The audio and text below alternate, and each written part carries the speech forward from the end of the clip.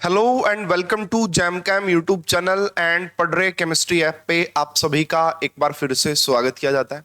Students, हम CSIR net exam के लिए प्रीवियस ईयर क्वेश्चंस जो थे उनकी सीरीज डिस्कस कर रहे हैं। ये हमारी उस सीरीज की वीडियो नंबर 3 होगी। वीडियो नंबर 1 में हमने पीरियोडिसिटी टॉपिक को डिस्कस किया था, पीरियोडिसिटी के प्रीवियस ईयर क्वेश्चंस डिस्कस किए थे। वीडियो नंबर 2 में हमने केमिकल बॉन्डिंग पार्ट 1 डिस्कस किया था, जिसमें दिसंबर 2023 से लेके और नवंबर 2020 तक के क्वेश्चंस हम डिस्कस कर चुके हैं। अभी हमारा केमिकल बॉन्डिंग का पार्ट नंबर 2 होगा और इसमें हम दिसंबर 2019 से लेके और दिसंबर 2016 तक के सारे क्वेश्चंस का डिस्कशन कर रहे होंगे। केमिकल बॉन्डिंग के 3 पार्ट आएंगे, फिर जाके आपका कंप्लीट हो जाएगा। अगर आप इन सभी एग्जाम की प्रिपरेशन कर रहे हैं या करना चाहते हैं या आपके कोई छोटे भाई बहन करना चाहते हैं, IIT jam, CUET PG, CSIR net, इसी में आपका स्टेट एलिजिबिलिटी टेस्ट आ जाते हैं, इसी में आपका असिस्टेंट प्रोफेसर के एग्जाम आ जाते हैं। गेट की प्रिपरेशन कर रहे हैं, कोई भी PGT एग्जाम की प्रिपरेशन कर रहे हैं, तो हमारी ऐप का नाम है पढ़ रहे केमिस्ट्री। यहाँ पे बड़े ही अफोर्डेबल फीस में कोर्स अवेलेबल है।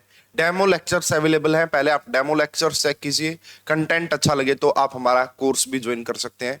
ज़्यादा इंफॉर्मेशन के लिए आप इन कॉन्टैक्ट नंबर पे कॉन्टैक्ट कर सकते हैं। तो स्टूडेंट, बिल्कुल भी देरी ना करते हुए बिल्कुल हम शुरुआत करते हैं इस वीडियो के क्वेश्चन नंबर 1 के साथ।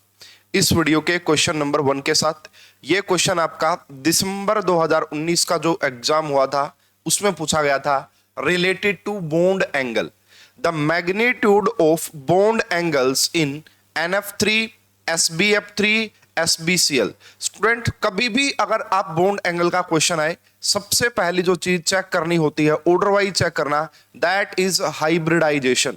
सबसे पहले कभी भी बॉन्ड एंगल का क्वेश्चन आए, आप हाइब्रिडाइजेशन चेक कीजिए। हाइब्रिडाइजेशन अगर सेम है तो number of lone pair check कीजिए, number of lone pair check कीजिए। अगर नंबर ऑफ लोन पेयर भी सेम है तो आप ये देखिए, 2 पॉसिबिलिटी रही होंगी। ए पॉसिबिलिटी, या तो आपका सेंट्रल एटम सेम रहा होगा, सेंट्रल एटम सेम रहा होगा, सराउंडिंग एलिमेंट जो होंगे, सराउंडिंग एटम जो होंगे वो डिफरेंट होंगे। एक ये पॉसिबिलिटी हो सकती है। दूसरी पॉसिबिलिटी ये हो सकती है, हो सकता है आपका सेंट्रल एटम डिफरेंट हो और सराउंडिंग एटम आपका सेम हो। ये 3 पॉसिबिलिटी आपको देखने को मिलेंगी। ठीक है, अब देखिए मैं पढ़ाता हूं। यहां पे देखो, सबसे पहले अगर बात की जाए NF3 नाइट्रोजन, इसके पास देखो NF3 की स्ट्रक्चर कैसी रही होगी, नाइट्रोजन एक इलेक्ट्रॉन इस फ्लोरीन के साथ शेयर किया, एक इलेक्ट्रॉन इस फ्लोरीन के साथ और एक इलेक्ट्रॉन इस फ्लोरीन के साथ, और ये लग गया आपका यहाँ पे लोन पेयर ऑफ इलेक्ट्रॉन। ये हाइब्रिडाइजेशन होती है sp3 और इसकी शेप का नाम होता है पिरामिडल। क्या बोलते हैं? पिरामिडल। सेम ऐसी ही SbF3 की भी होगी। क्यों? क्योंकि Sb के पास भी 5 वैलेंस इलेक्ट्रॉन होते हैं। Sb भी आपका इसी फैमिली का मेंबर होता है, नाइट्रोजन फैमिली का। और सेम ऐसे ही आपका Sb, ये Cl आ गया, ये Cl आ गया, ये Cl आ गया। तो अगर इन तीनों की बात की जाए, पहले दोनों पैरामीटर बिल्कुल सेम है, तीनों की हाइब्रिडाइजेशन sp3 है और तीनों के पास एक एक ही लोन पेयर है, एक ही लोन पेयर है तीनों के पास। अब मैंने आपको बोला 2 कंडीशन हो सकती है। पहले कंपैरिजन इन दोनों का कर लेते हैं। देखिए, ये NF3 है और ये आपका SbF3 है। स्टूडेंट, अगर सेंट्रल एटम की इलेक्ट्रोनेगेटिविटी ज्यादा है तो क्या करेगा, ये इलेक्ट्रॉन पेयर को, अब देखो एक मिनट, यहां पे थोड़ा सा हमें कंसेप्ट को ध्यान देना पड़ेगा। सराउंडिंग एटम कैसे हैं? सेम है इन दोनों के, फ्लोरीन फ्लोरीन फ्लोरीन। तो इन दोनों में से देखो, नाइट्रोजन और Sb में से देखो किसकी इलेक्ट्रोनेगेटिविटी ज्यादा है, तो आप कहेंगे नाइट्रोजन की इलेक्ट्रोनेगेटिविटी ज्यादा है। अगर नाइट्रोजन की इलेक्ट्रोनेगेटिविटी ज्यादा है तो जो शेयर्ड पेयर ऑफ इलेक्ट्रॉन है वो नाइट्रोजन की तरफ ज्यादा रहे होंगे। अगर यहां पे नाइट्रोजन के पास वो चले गए, है ना, तो यहां पे आपका इनके बीच में रिपल्सन होगा एंड यहां पे बॉन्ड एंगल ज्यादा हो जाएगा, बॉन्ड एंगल ज्यादा हो जाएगा। तो इससे ये बात पता लग रही है स्टूडेंट, कंक्लूजन क्या निकल के आया, अगर आपका सेंट्रल एटम डिफरेंट है तो हम ये बात बोल सकते हैं कि बॉन्ड एंगल, है ना, bond angle is directly proportional to electronegativity of central atom. है ना। तो बॉन्ड एंगल किसके डायरेक्टली प्रोपोर्शनल होगा, जितनी ज्यादा इलेक्ट्रोनेगेटिविटी रही होगी सेंट्रल एटम की, जो शेयर्ड पेयर ऑफ इलेक्ट्रॉन वो उसकी तरफ ज्यादा रहेंगे, उनमें रिपल्सन होगा तो बॉन्ड एंगल ज्यादा होगा। समझ में आई बात। अगर आपसे पूछा जाए NF3 और SbF3 में किसका बॉन्ड एंगल ज्यादा है, तो पक्का ही हम बोलेंगे NF3 का बॉन्ड एंगल ज्यादा है। तो देखो NF3 का ज्यादा दिखा रखा है SbF3 से, ठीक है। NF3 का सबसे कम दिखा रखा है, ये तो बिल्कुल भी नहीं होगा। NF3 का सबसे कम दिखा रखा है, ये तो बिल्कुल भी नहीं होगा। यहां पे NF3 का ज्यादा दिखा रखा है, ठीक है। 1 और 4 में से आंसर होगा। अब स्टूडेंट ठीक है, इन दोनों का कंपैरिजन हुआ। अब हम इन दोनों का कंपैरिजन कर लेते हैं। देखिए यहां पे सेंट्रल एटम Sb है, यहां पे भी सेंट्रल एटम Sb है ना। अब सेंट्रल एटम सेम है और सराउंडिंग एटम डिफरेंट है। तो अब यहां पे अगर आप देखते हैं, देखो फ्लोरीन और क्लोरीन किसकी इलेक्ट्रोनेगेटिविटी ज्यादा होती है, आप पक्का बोलेंगे फ्लोरीन की ज्यादा होती है। इसलिए जो शेयर्ड पेयर ऑफ इलेक्ट्रॉन वो फ्लोरीन की तरफ ज्यादा दिखाई देंगे, और यहां पे वो आपका बीच में या Sb की तरफ ज्यादा होंगे, क्योंकि क्लोरीन की इलेक्ट्रोनेगेटिविटी कम है। अगर यहां पे लोन पेयर, यहां पे जो shared pair of electron fluorine की तरफ है तो कम रिपल्सन होगी, और यहां पे ज्यादा रिपल्सन होगी। इसलिए SbF3 से SbCl3 का बॉन्ड एंगल ज्यादा होगा। तो ये बात हम ये बोल सकते हैं, अगर आपका पहले दोनों पैरामीटर सेम होने चाहिए, उसके बाद हम इलेक्ट्रोनेगेटिविटी देखेंगे। अगर हाइब्रिडाइजेशन सेम है, number of lone pair same है, तो सेंट्रल एटम सेम है, तो हम ये बोल सकते हैं कि जो बॉन्ड एंगल है that is inversely proportional to electronegativity of surrounding atom. अगर सराउंडिंग एटम की इलेक्ट्रोनेगेटिविटी ज्यादा है तो बॉन्ड एंगल आपका कम होगा, इसलिए SbF3 से ज्यादा बॉन्ड एंगल होगा SbCl3 का। तो यहां पे SbF3 का बॉन्ड एंगल ज्यादा दिखा रखा है, इसलिए इसको भी हटा देंगे। इस क्वेश्चन का जो करेक्ट आंसर आना था दैट इज ऑप्शन नंबर 4। अगर आप इन दोनों का कंपैरिजन भी करना चाहते हैं तो नाइट्रोजन की इलेक्ट्रोनेगेटिविटी ज्यादा है उस पॉइंट ऑफ व्यू से, बट इनका कोई बेटर कंपैरिजन बनेगा नहीं। इसीलिए एग्जामिनर ने 3 ऑप्शन ऐसे दिए जो आप इजीली एलिमिनेट कर सकते थे, और एक ऑप्शन ऐसा था जो आपसे आप मतलब आसानी से पहचान सकते थे। इस क्वेश्चन का करेक्ट आंसर आएगा ऑप्शन नंबर 4। होप कि आप सभी को काफी अच्छे से ये समझ में आ गया होगा।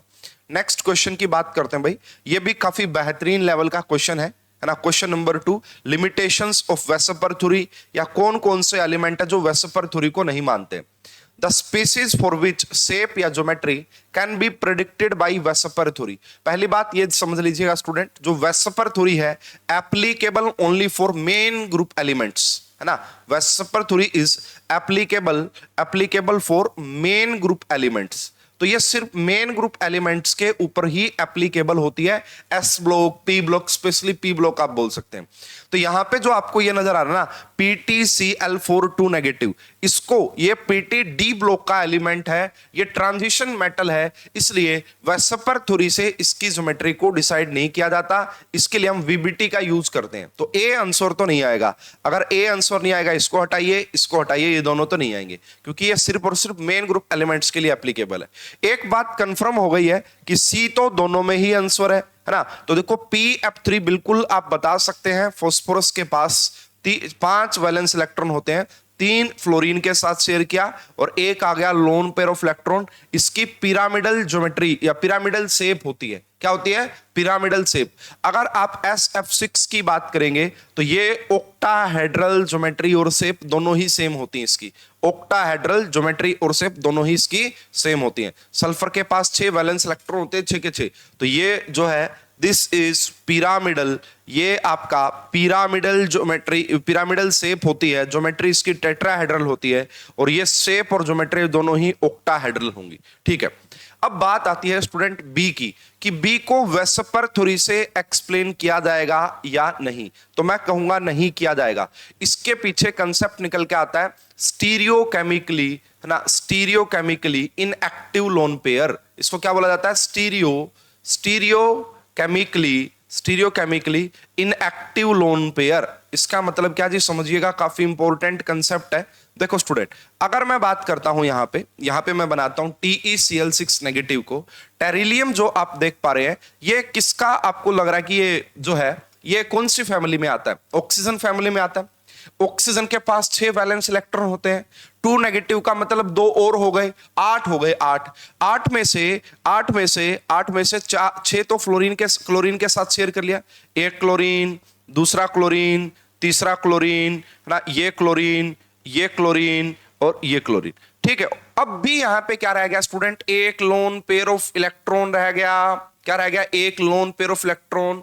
अब देखो, इस लोन पेयर ऑफ इलेक्ट्रॉन की वजह से इस स्ट्रक्चर का नाम होता डिस्टोर्टेड ऑक्टाहेड्रल, कि ये परफेक्ट ऑक्टाहेड्रल नहीं होगी, या फिर ये बोला जा सकता था कि इसकी जो हाइब्रिडाइजेशन होगी 1 2 3 4 5 6 और 1 7, तो इसकी जो हाइब्रिडाइजेशन होगी दैट इज sp3d3, है ना।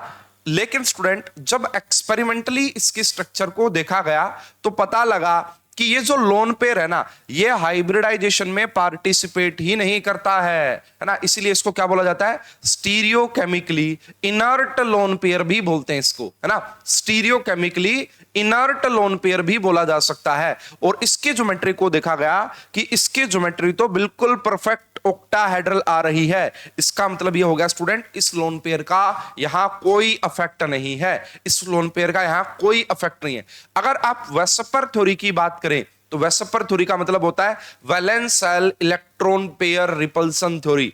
अगर वेस्पर थ्योरी के अकॉर्डिंग देखते तो ये लोन पेयर इन सभी बॉन्ड पेयर को डिस्टोर्ट करता, है ना, रिपल्सन करता, जिसकी वजह से ये परफेक्ट ऑक्टाहेड्रल नहीं होती, बट रियलिटी में ये ऑक्टाहेड्रल होती है। इसका मतलब इसको हम वेस्पर थ्योरी से एक्सप्लेन नहीं कर सकते हैं, इसकी ज्योमेट्री, इसकी शेप को वेस्पर थ्योरी से एक्सप्लेन नहीं किया जाएगा, है ना। तो इसलिए स्टूडेंट यहां जो बी ऑप्शन आपको नजर आ रहा है, यानी कि सेकंड ऑप्शन में बी, ये आपका इनकरेक्ट होगा। इस क्वेश्चन का करेक्ट आंसर आना था option number 3, C only is the correct answer. पहला डी ब्लॉक का एलिमेंट हो गया, इसलिए नहीं वेस्पर थ्योरी से एक्सप्लेन कर सकते। दूसरे कंपाउंड में stereochemically inert lone pair present है, जिसकी वजह से इसको वेस्पर थ्योरी एक्सप्लेन नहीं कर पाएगी। सी वाले दोनों को वेस्पर थ्योरी एक्सप्लेन करेगी, एक पिरामिडल होगा और एक आपका ऑक्टाहेड्रल होगा। इस क्वेश्चन का करेक्ट आंसर आएगा ऑप्शन नंबर 3। होप कि आप सभी को समझ में आ गया होगा। ये स्टूडेंट अगेन चलिए भाई, क्वेश्चन नंबर 3 है हमारा MOT से। लास्ट क्लास में मैं आपको ऑलरेडी इसके बारे में ट्रिक पढ़ा चुका हूं। The ion having highest bond order, देखो भाई कार्बन C2 12 होता है, 12 में से एक गया, 11 इलेक्ट्रॉन यहां पे आएंगे, ठीक है। यहां पे 13 इलेक्ट्रॉन आपके पास आएंगे, यहां पे 16 में से एक गया, 15 इलेक्ट्रॉन आपके पास यहां आएंगे। NO के पास 7 होते हैं, 7 और 8 15, और 15 में से एक गया, 14 इलेक्ट्रॉन आपके पास आएंगे। या तो आप उस ट्रिक से निकाल लेना जो मैंने आपको लास्ट क्लास में बताई थी, बॉन्ड ऑर्डर, या फिर एक और ट्रिक मैं आपको बता रहा हूं स्टूडेंट। यहां पे देखिए 14 के सामने 3 लिख लीजिए, 14 के सामने 3, उसके बाद देखो ये 13 आ गया, ये 12 आ गया, ये 11 आ गया, ये 10 आ गया। इसी प्रकार यहां 15 आ गया, यहां 16 आ गया, यहां 17 और यहां 18। हाफ हाफ माइनस करते चलिए। 14 के सामने आपने क्या लिखा था, 3, 14 के सामने क्या लिखा था, 3, उसके बाद 2.5, उसके बाद 2, उसके बाद 1.5, उसके बाद 1। सेम ऊपर की तरफ भी हाफ हाफ माइनस करते चलिए, 2.5, 2, 1.5 एंड आपका 1। स्टूडेंट ये जो आप देख पा रहे हैं, इनका मतलब होता है नंबर ऑफ इलेक्ट्रॉन्स, है ना, इनका मतलब होता है आपका नंबर ऑफ इलेक्ट्रॉन्स, और इसका मतलब होता है बॉन्ड ऑर्डर। अगर आप वो जो ट्रिक मैंने कल बताई थी उससे भी अगर आप निकालेंगे तो भी सेम आंसर आएगा, और इससे भी आपका सेम आंसर आएगा, बट ये एप्लीकेबल होगी होमो एटॉमिक टाइप के लिए। NO पे भी एप्लीकेबल हो जाएगी, CN पे भी एप्लीकेबल हो जाएगी, बट जो आपका काफी डिफरेंस, काफी जगह ये एप्लीकेबल नहीं होती है। देखो इन तीनों पे तो नो डाउट पक्का ठीक है, NO पे भी एप्लीकेबल ये होगी। देखो अगर आपके पास 14 इलेक्ट्रॉन है तो इसका बॉन्ड ऑर्डर आएगा 3, अगर 15 है इसका बॉन्ड ऑर्डर आएगा 2.5, इसका बॉन्ड ऑर्डर आएगा 2.5, इसका बॉन्ड ऑर्डर आएगा आपका कितना है, 11 है तो 1.5। आपसे पूछा था हाईएस्ट बॉन्ड ऑर्डर बताइए किसका है, तो हम कहेंगे option number first is the correct answer. Option number first is the correct answer. एक ट्रिक मैंने आपको पहले वाली वीडियो में बताई थी MOT के बॉन्ड ऑर्डर निकालने की, और दूसरी ट्रिक मैंने आपको ये बता दी है। होप कि ये क्वेश्चन आपको काफी अच्छे से समझ में आ गया होगा। Very easy question. और अगर आप MO डायग्राम बनाने जाएंगे, हो सकता है बहुत सारी, देखो C2 का अलग से बनाना पड़ता है, N2 का, O2 का और NO का तो बहुत सारे बच्चों को पता ही नहीं होगा, इसलिए ये ट्रिक काफी यूजफुल है। 90% आपके क्वेश्चंस इससे सोल्व हो जाते हैं। अब हम आगे बढ़ते हैं भाई, क्वेश्चन नंबर 4 की तरफ बढ़ते हैं। क्वेश्चन नंबर 4, वैसे इसको मेन ग्रुप एलिमेंट्स में भी पढ़ाया जा सकता है, बट यहां पे पढ़ा देते हैं। जो आपका दिसंबर 2019 की सेकंड शिफ्ट का ये आपका क्वेश्चन है। The set of compound all having polymeric structure at room temperature. किसकी पॉलीमेरिक स्ट्रक्चर होगी रूम टेम्परेचर पे? जो भी सारे ऑप्शन हो उन सभी की। देखो भाई, हमें ये पक्का ही पता, अगर हम चलें, देखो ये तो आपका आयोनिक हाइड्राइड्स होते हैं। आयोनिक हाइड्राइड तो इनकी सोल्ट लाइक स्ट्रक्चर होती है, इन सभी की तो सोल्ट लाइक स्ट्रक्चर, तो ये पॉलीमेरिक फॉर्म में एग्जिस्ट नहीं करते हैं, है ना। उसके बाद देखो ClO2 BrO2, ये पॉलीमेरिक फॉर्म में एग्जिस्ट नहीं करेंगे। हाँ, SiO2 जरूर पॉलीमेरिक फॉर्म में एग्जिस्ट कर सकता है, ये भी आंसर नहीं होगा। SiF4 प्योरली टेट्राहेड्रल होता है, इसका कोई लेना देना नहीं है पॉलीमेरिक से। GeF4 कोई पॉलीमेरिक नहीं होता, इसको भी हटाइए। इसका जो करेक्ट आंसर आएगा that is option number first.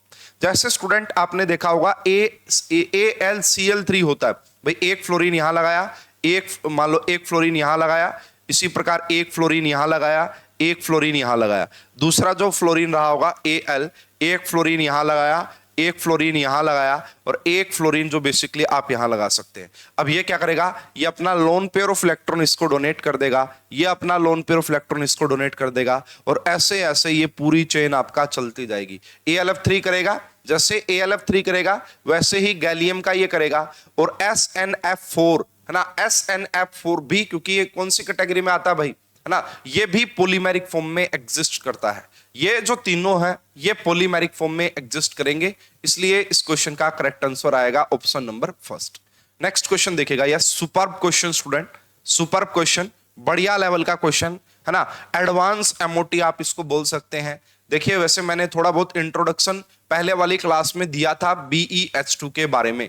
The highest occupied molecular orbital of BeH2 is, ये कह रहा SA and SB are 1s orbital of 2 hydrogen atom and S0, PX, PY, PZ are atomic orbitals of the second cell of beryllium। अब देखो ये है ना, कल हमने एक क्वेश्चन डिस्कस किया था कि linear A two B type का कोई मॉलिक्यूल है, तो बताइए उसमें psi1 psi2 ऐसा क्वेश्चन मैंने करवाया था। वो BeH2 की ही कहानी थी, ये भी BeH2 की ही कहानी है स्टूडेंट। इसमें मैंने आपको दो बातें पढ़ाई थी काफी अच्छे से, अगर आपको याद है ना। तो मैंने ये बताया था भाई, देखो यहां पे क्या होता है ना, बेरिलियम के तो 2 एटॉमिक ऑर्बिटल हो गए यहां पे, है ना। एक बेरिलियम के पास आपका ये 2s हो गया, है ना, बेरिलियम के पास आपका 2s हो जाता है ना, और Pb 2 पे भी होता है इसके पास। सेम अगर आप 2 हाइड्रोजन की बात करते हैं तो ये दोनों हाइड्रोजन मिलके क्या बनाते हैं, पहले LGO लिगेंड ग्रुप ऑर्बिटल बनाते हैं, उसके बाद आपको देखने को मिलेगा, ठीक है। तो अब मैं यहां पे क्या करता हूं, बेसिकली इन तीनों के कॉम्बिनेशन से क्या चीजें बनने वाली है वो आपको थोड़ा सा ध्यान देना पड़ेगा। तो देखो चलो, हमारे पास बना हुआ ऑलरेडी, तो मैं उसी से एक्सप्लेन करने की कोशिश करता हूं। स्टूडेंट देखिए, ये आपका बेरिलियम का जो एटम है वो है, और ये 2 हाइड्रोजन है जो कि आपका क्या बनाएंगे, LGO बनाएंगे। तो ये बेरिलियम का 2s है, और ये बेरिलियम के 2px 2py 2pz है, ठीक है, ओके। अब देखो यहां पे आपको नजर आ रहा है psi1 एंड आपका psi2। ये psi1 psi2 कैसे आए होंगे, कल इसके बारे में हमने डिस्कशन किया था। सबसे पहले देखिए, अगर मैं इसके 2s को लेता हूं और इसके 1s को लेता हूं, इसके 1s का नाम एक इन्होंने बोला है SA है, और दूसरे वाले का जो एटॉमिक ऑर्बिटल का नाम है वो SB है, और इसका जो नाम बोला गया है दैट इज S0। ये देख लीजिए आप, ये क्वेश्चन में मेंशन किया है SA and SB are 1s orbital of 2 hydrogen, and S0 जो है वो बेरिलियम का है, ठीक है। अब देखो, सबसे पहले मैंने कल आपको ये बात समझाई थी। सबसे पहले देखिए भाई, ये जो बेरिलियम है इसका पॉजिटिव साइन आपने ले लिया, है ना, बेरिलियम का, इसको मैं S0 बोल सकता हूं। इसका पॉजिटिव साइन आपने लिया, इसका भी पॉजिटिव साइन आपने लिया, और इसका भी पॉजिटिव साइन आपने लिया। तो ये मैं मान लेता हूं कि ये SA है, ये SA है, और ये आपका SB है। तो जब आपने इन तीनों का पॉजिटिव साइन लिया होगा, कंस्ट्रक्टिव ओवरलैपिंग, यहां जो आपका बना होगा, यहां जो आपका बनेगा, इससे होगा, यहां से बनेगा MO, BMOs बनेगा। क्या बनेगा, बॉन्डिंग मोलिकुलर ऑर्बिटल। क्या बनेगा? Bonding molecular orbital. तो ये जो आप देख पा रहे हैं ना, देखो ये जो psi1 देख पा रहे हैं इससे, और इसका जो 2s है, ये जो सिग्मा 1 बना है, देखो ये जो सिग्मा 1 बना है वो इस टाइप की ओवरलैपिंग से बना है। ये वाला जो दिख रहा है ना, ये सिग्मा 1, ये इन तीनों का साइन सेम था तब बना है, ठीक है। उसके बाद देखो, अगर मैं इस बीच वाले का साइन आपका माइनस ले लेता, इसका साइन पॉजिटिव ही रखता, इसका साइन पॉजिटिव ही रखता, अब यहां पे भी डिस्ट्रक्टिव ओवरलैपिंग होती, यहां पे भी, तो अब ये देखो ये एस, इसमें क्या कैसे दिखाया जाएगा? S A plus S naught plus S B, ऐसे ही तो दिखाया जाएगा ना। यस, यहां पे S naught, S B and S A, ये आपका माइनस साइन आ जाएगा, ये आपका प्लस साइन आएगा। समझ में आई बात? इससे क्या बनेगा? इससे बनेगा A B M O, A B M O, anti bonding molecular orbital. इस स्ट्रक्चर में जो सिग्मा 1 देख रहे हो वो ये है, और इस स्ट्रक्चर में देखो इससे ये जो बना है सिग्मा 3 स्टार, क्या ये जो सिग्मा स्टार 3 है ना, ये देखो यहां से इसका इसने इसके साथ की बॉन्डिंग बना और इसके साथ एंटी बॉन्डिंग बना, ये दोनों। समझ में आई? लेकिन यहां पे क्वेश्चन अलग पूछा एग्जामिनर ने। अब दूसरी पॉसिबिलिटी क्या हो सकती है भाई? अब यहां पे आपका भाई ये अलग टाइप से, अब ये किसके साथ? 2pz, जब तक ना बोला जाए inter nuclear axis, Z axis मानते हैं, जब तक ना बोला जाए। अब इसका जो 2pz है वो भी ऐसे ही करेगा, इसका 2pz। तो अगर दूसरी पॉसिबिलिटी क्या हो सकती है भाई? ये देखो, ये आपने क्या लिया, ये इसको क्या नाम दिया इन्होंने? इसको pz नाम दिया इन्होंने। क्या नाम दिया? pz। अब देखना ध्यान से, ये आपका pz होगा। देखो इसमें psi1 psi2 कैसे बने? यहां पे sa प्लस sb था, है ना, दोनों का साइन मैंने आपको कैसे दिखा, देखो यहां पे भी पॉजिटिव पॉजिटिव दोनों का, यहां पे भी पॉजिटिव पॉजिटिव, देखो sa पॉजिटिव sb भी पॉजिटिव। जब भी इसका एंटी बॉन्डिंग बन रहा है sa पॉजिटिव sb पॉजिटिव, ये रहा। अब जो ये psi2 देख पा रहे हो ना, LGO की कॉम्बिनेशन जो होती है वो है sa माइनस sb। यस, इसीलिए इसकी एनर्जी ज्यादा है। अब ध्यान दीजिएगा इस बात पे। अब देखो स्टूडेंट, अगर मैं बात करता हूं सबसे पहले कि ये आपका pz हो गया, ये आपका s1 हो गया, ये आपका सॉरी ये sa हो गया, और ये आपका sb हो गया। अब आपको ये बोला गया है, देखो इनका साइन रहेगा अपोजिट। अगर मैं इसका साइन पॉजिटिव मानता हूं, इसका साइन मैं नेगेटिव मानता हूं, ठीक है ना, हो गया ना अपोजिट साइन, ठीक है। उसके बाद देखो, अब ये जो pz है, एक पॉसिबिलिटी है कि इसका साइन पॉजिटिव आ जाए, इसका साइन नेगेटिव आ जाए, पॉसिबिलिटी है ना। तो क्या हुआ, जब इसका साइन पॉजिटिव आया तो यहां पे कंस्ट्रक्टिव ओवरलैपिंग हुई, इसका नेगेटिव आया, यहां कंस्ट्रक्टिव ओवरलैपिंग हुई, और इससे बनेगा BMO, बॉन्डिंग मोलिकुलर ऑर्बिटल। तो ये जो आप देख पा रहे हैं ना सिग्मा 2, ये जो सिग्मा 2 देख पा रहे हैं, ये जो सिग्मा 2 देख पा रहे हैं, वो कुछ इस तरीके के कॉम्बिनेशन से बना है, वो कुछ इस तरीके के कॉम्बिनेशन से बना है। ओके, बहुत ही अच्छी बात है। दूसरी बात देखिए, अगर मैं यहां पे बात करता हूं इसी में सेम, है ना, ये आपका हो गया, ये आपका हो गया SA, और ये आपका हो गया PZ, और ये आपका हो गया SB। अब ध्यान से देना, दूसरी पॉसिबिलिटी क्या है भाई? हो सकता है इसका साइन यहां माइनस आ जाए और इसका साइन यहां आपका प्लस आ जाए, तो क्या बनेगा? देखो यहां एंटी डिस्ट्रक्टिव और यहां पे भी डिस्ट्रक्टिव, दोनों के साइन अपोजिट है, तो ये क्या बनेगा? This is ABMOs, anti bonding molecular orbital. और ये जो देख पा रहे हैं ना सिग्मा स्टार 4, सिग्मा स्टार 4, ये इस तरीके से बनेगा। अब आपको ये बात, और ये देखो 2px 2py, ये दोनों क्या रह जाएंगे? Non bonding. ये दोनों क्या रह जाएंगे? Non bonding. समझ में आई बात? तो देखो इसको अगर आप ध्यान से देख पा रहे ना कि ये क्या कॉम्बिनेशन है, SA का साइन पॉजिटिव है, प्लस में PZ का साइन पॉजिटिव है, और माइनस SB नोट है। ये कहानी है स्टूडेंट, ये कहानी। इसको अगर आप देखेंगे, ये क्या है? ये SA है, माइनस अपोजिट साइन देखो दोनों के लिए, ये क्या है? PZ है, और ये क्या है आपका? फिर ये भी आपका माइनस साइन आएगा। इन दोनों का भी अपोजिट और इन दोनों का भी अपोजिट, इस तरीके से आप इसको देख सकते हैं। अब अगर हम बात करते हैं स्टूडेंट यहां पे, अब अगर हम बात करते हैं SA के साथ नेगेटिव और इसके साथ पॉजिटिव आएगा भाई इसका साइन, ये भी थोड़ा सा ध्यान रखना पड़ेगा। तो अलग अलग साइन इनके आने चाहिए, तो ये फिर आपका पॉजिटिव बन जाएगा। पॉजिटिव बनाओ इसको, चलो ऐसे भी ठीक है, कोई दिक्कत नहीं। अब देखो इस क्वेश्चन में आपसे ये पूछा था कि HUMO बताओ, क्या है HUMO? Highest occupied molecular orbital कैसे बना होगा? तो देखो अगर मैं बात करता हूं BeH2 की, BeH2 की, बेरिलियम के पास 2 इलेक्ट्रॉन होते हैं और 2 हाइड्रोजन के पास 2 इलेक्ट्रॉन होते हैं, 1 इलेक्ट्रॉन यहां, 2 इलेक्ट्रॉन यहां, 2। दिस इज HUMO, ये क्या आपका हाईएस्ट ऑक्यूपाइड मोलिकुलर ऑर्बिटल, क्या ये हाईएस्ट ऑक्यूपाइड मोलिकुलर ऑर्बिटल। अब ये जो सिग्मा 2 है ये कैसे बना है, ये राजी सिग्मा 2 है ना, SA plus PZ minus SB से बना है। तो सबसे पहले कह रहा है कि तीनों का पॉजिटिव और इसका SB यूज S0 यूज किया है। हाँ ये पता क्या है, दिस इज सिग्मा 1।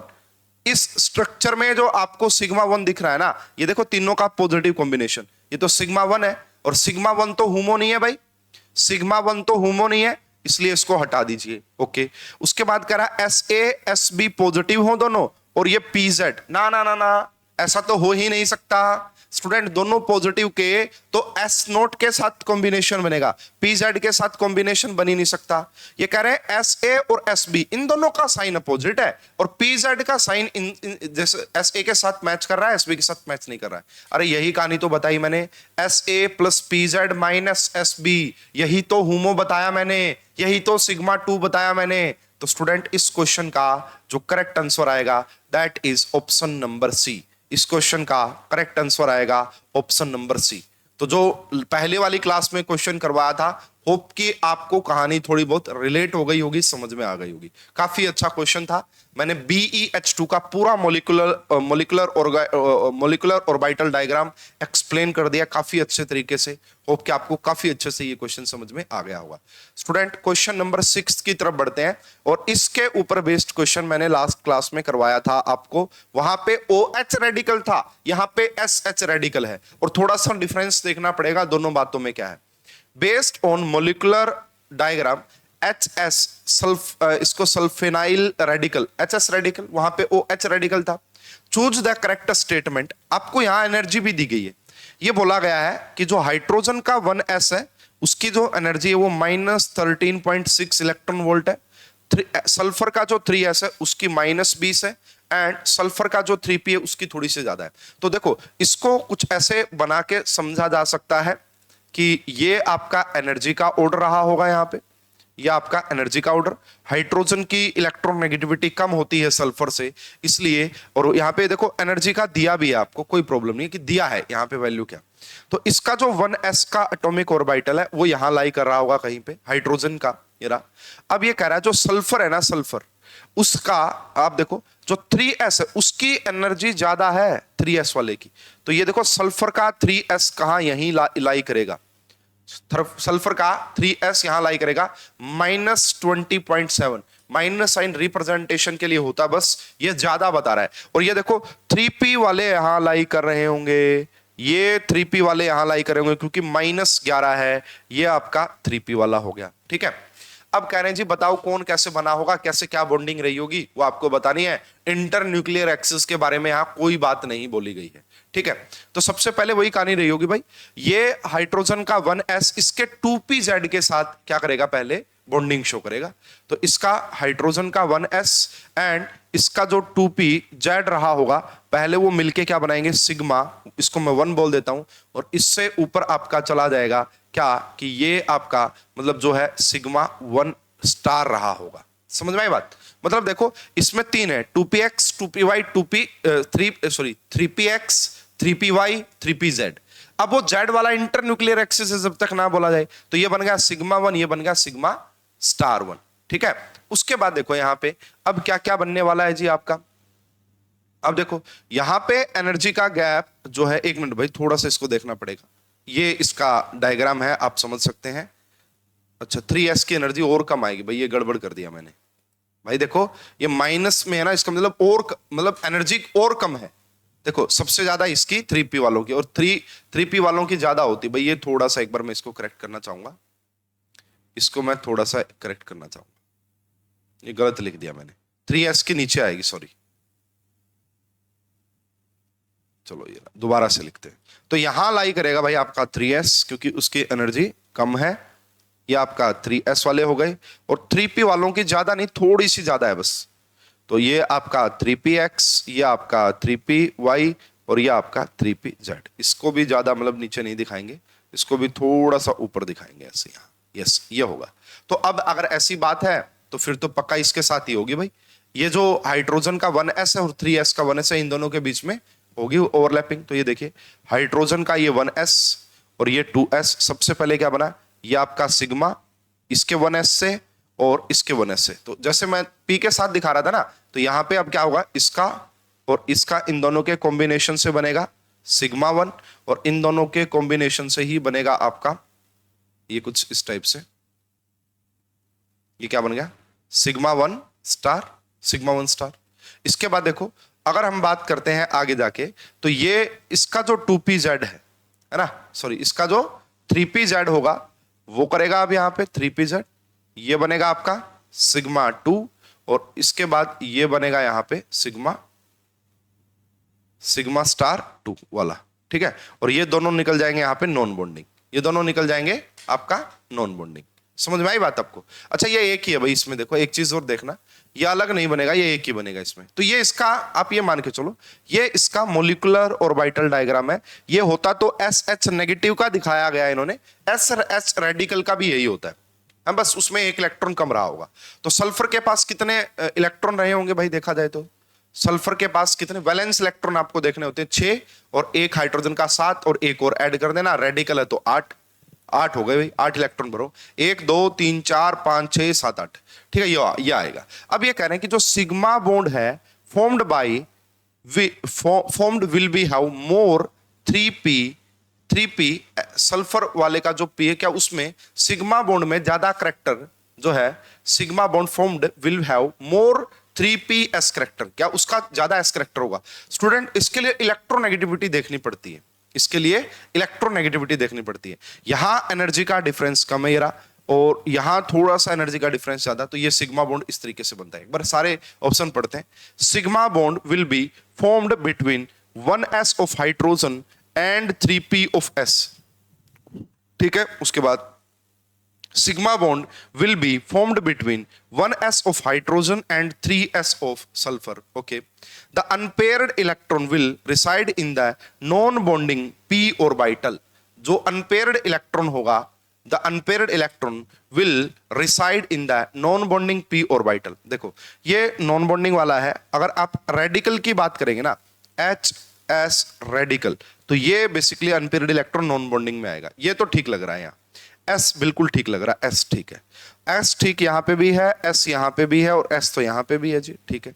उसके बाद देखो यहां पे अब कौन सी बात सही है इसमें, अगर आप इस डायग्राम को अच्छे से चेक कर रहे हैं तो ये बन रहा है जी आपका सिग्मा, ये यार इसको थोड़ा सा करेक्ट करना पड़ेगा अपने को, है ना। आप इसको मान के चले, देखो यहां 1s में और 3p में एनर्जी का डिफरेंस काफी ज्यादा हो गया, तो ये देखो ये लाइक दैट है ना, ये जो 3s वाला है ये इस 1s के साथ जो है मोलिकुलर ऑर्बिटल की फॉर्म नहीं करेगा। ये जो आप देख पा रहे हैं ना, ये वाला, ये like that non bonding type का हो गया, like that non bonding type का हो गया। इसको चलो मैं अगर आपको अलग से इसको बना के दिखाता हूं भाई, ताकि अब फाइनल कंक्लूजन आपको पता रहे कि हाँ क्या कहानी हुई। तो सबसे पहले तो ये बताया था इन्होंने कि हाइड्रोजन का जो 1s है वो यहां पे आएगा, ठीक है। उसके बाद जो सल्फर, ये हाइड्रोजन का 1s है, ये आपका सल्फर का 3s है, 3s, और यहां पे थोड़ा सा ऊपर ही क्या रहे होंगे, इसका 3px रहा होगा, 3py रहा होगा, एंड 3pz रहा होगा। अब देखो स्टूडेंट, यहां पे इसके 1s में, हाइड्रोजन के 1s में और इसमें एनर्जी का गैप बहुत ज्यादा है, तो इनके बीच में आपका जो है मोलिकुलर ऑर्बिटल्स की फॉर्मेशन नहीं होगी, ये एज इट इज यहां पे निकल जाएगा एज अ नॉन बॉन्डिंग के टाइप पे, ठीक है। इसको आप एज अ नॉन बॉन्डिंग के तौर पे ट्रीट कर सकते हैं। उसके बाद इसका 1s एंड इसका 3pz, ये दोनों आपस में मिलेंगे, और ये दोनों आपस में मिलने के बाद सिग्मा बॉन्ड की फॉर्मेशन होगी सिग्मा 1, और सेम ऊपर आपको क्या देखने को मिलेगा, इन दोनों से मिलके सिग्मा 1 स्टार। और ये जो दोनों है ये आपका नॉन बॉन्डिंग वाले निकल जाएंगे, ये आपका 3px आ गया, ये आपका 3py आ गया। ये है जी एग्जैक्ट कहानी, है ना, ये है एग्जैक्ट कहानी, ठीक है। तो यहां पे जो सिग्मा बॉन्ड बनेगा ना स्टूडेंट, SH रेडिकल में जो सिग्मा बॉन्ड बनेगा हाइड्रोजन के 1s के साथ एंड सल्फर के 3p के साथ बनेगा, सल्फर के 3p के साथ बनेगा। ये बात बिल्कुल सही है ना। तो यहां पे देखो R को हटा दीजिए और क्यू की एंट्री मार दीजिए, R को हटाइए क्यू सही होगा, तो इसका मतलब ये यहां से ये हट गया, और अब यहां पे भी क्यू है और यहां पे भी क्यू। अब देखो P होगा या नहीं होगा, sigma bond formed will have more 3p S जो 3p करेक्टर, देखो अब ये जो सिग्मा बॉन्ड बना है ना, ये वाला सिग्मा बॉन्ड, इसमें कह रहा है जी किसका क्या 1s का ज्यादा करेक्टर। देखो अगर आप देखेंगे ना, इस 1s की एनर्जी कम है और इस 3, तो ये एंटी बॉन्डिंग में, इस एंटी बॉन्डिंग में तो 3p का करेक्टर ज्यादा होगा, 3pz का, और बॉन्डिंग में किसका 1s का करेक्टर ज्यादा होगा। रीजन क्या है? रीजन ये कि इनके बीच में एनर्जी का गैप कम है और ऊपर एंटी बॉन्डिंग और इसके बीच में एनर्जी का गैप कम है। तो देखो अगर इसकी एनर्जी ज्यादा है तो इसका एंटी बॉन्डिंग में ज्यादा करेक्टर होगा, इसकी एनर्जी कम है तो इसका बॉन्डिंग में ज्यादा करेक्टर होगा। तो ये कह रहा है ना कि पी के साथ होगा, तो ऐसा नहीं नजर आ रहा, ऐसा नजर नहीं आ रहा, तो इसको भी हटा दीजिए और इस क्वेश्चन का करेक्ट आंसर आएगा ऑप्शन नंबर फर्स्ट। इस क्वेश्चन का करेक्ट आंसर आएगा option number first. Yes, this is the correct explanation. ये बिल्कुल सही है, ए इस क्वेश्चन का करेक्ट आंसर आएगा। काफी बेहतरीन क्वेश्चन। होप कि अब ये है जी हमारा फाइनल कंक्लूजन। ठीक है, कंफ्यूज नहीं होना आपको इसमें बिल्कुल, ये आपका फाइनल कंक्लूजन है इसका। तो होप कि ये क्वेश्चन आपको समझ में आ गया होगा। अब हम आगे बढ़ते हैं जी। ये हमारा क्वेश्चन नंबर शायद 7 नंबर आ गया है ना, ये 6 था, तो ये हमारा क्वेश्चन नंबर 7 है। तो ये है जी आपका हाइड्रोजन इसको सॉरी इसको क्या बोलते हैं? O2 को बोला जाता है ऑक्साइड। O2 को क्या बोलते हैं? ऑक्साइड। O2 के ऊपर अगर आपने नेगेटिव दिखा दिया तो इसको बोला जाता है सुपर ऑक्साइड। Super oxide. अगर O2 के ऊपर 2 नेगेटिव दिखा दिया तो इसको बोला जाता है आपका पर ऑक्साइड। क्या बोला जाता है? पर ऑक्साइड। सबसे पहला क्वेश्चन ये है यहां पे, having shorter oxygen bond length than O2। देखिए स्टूडेंट, O2 के पास होते हैं 16 electron and O2 negative superoxide के पास होते हैं 17 इलेक्ट्रॉन। अभी मैंने आपको ट्रिक बताई थी, इसका बॉन्ड ऑर्डर होता है 2, इसका बॉन्ड ऑर्डर होता है 1.5 and student bond length is inversely proportional to bond order. Bond length is inversely proportional to bond order. अगर इसका बॉन्ड ऑर्डर ज्यादा है तो इसकी O2 की बॉन्ड लेंथ छोटी होगी। तो अगर हम बात करें बॉन्ड लेंथ किसकी? OO की, तो O2 नेगेटिव वाले सुपर ऑक्साइड वाले की ज्यादा होगी O2 से। आई बात समझ में? आई बात समझ में? तो ये कह रहे हैं having shorter oxygen bond length than O2। ये बिल्कुल इनकरेक्ट है। O2 से ऑक्साइड से ज्यादा होगी यहां पे बॉन्ड लेंथ। उसके बाद क्या ये IR एक्टिव होगा? स्टूडेंट यहां पे कोई डायनेमिक डाइपोल मोमेंट नहीं होती, तो इसलिए दिस इज IR इनएक्टिव, है ना। देखो ये इसकी जो स्ट्रक्चर वो लाइक दैट ऐसी ही होगी यहां पे, बस ऐसे ही मान के चलिए। बल्कि इसमें है ना कंप्लीट डबल बॉन्ड करेक्टर नहीं होता, 1.5 इसका बॉन्ड ऑर्डर है, तो यहां पे कोई डायनेमिक डाइपोल मूवमेंट नहीं होती। Unable to abstract proton from weak acid. Student अगर आप सुपर ऑक्साइड की रिएक्शन करवाएंगे किसी HA के साथ तो आपको क्या देखने को मिलेगा? HO2 एंड यहां पे A नेगेटिव बाहर निकलेगा। तो ये क्या करती है ना, किसी भी वीक एसिड से प्रोटॉन को एब्स्ट्रैक्ट कर लेती है। यहां पे लिखा था अनेबल, दिस इज इनकरेक्ट। इस क्वेश्चन का करेक्ट आंसर आएगा option number 2, a stronger oxidising agent than O2। Oxidising agent का मतलब होता है जिसका रिडक्शन आसानी से हो, है ना। ऑक्सीडाइजिंग एजेंट का मतलब होता है जिसका रिडक्शन आसानी से हो। एक आपके पास O2 है जिसका बॉन्ड ऑर्डर 2 है, और एक आपके पास O2 नेगेटिव है जिसका बॉन्ड ऑर्डर आपका 1.5 है। देखो O2 नेगेटिव इजिली इलेक्ट्रॉन को, देखो रिडक्शन का मतलब क्या होता है? Gain of electron.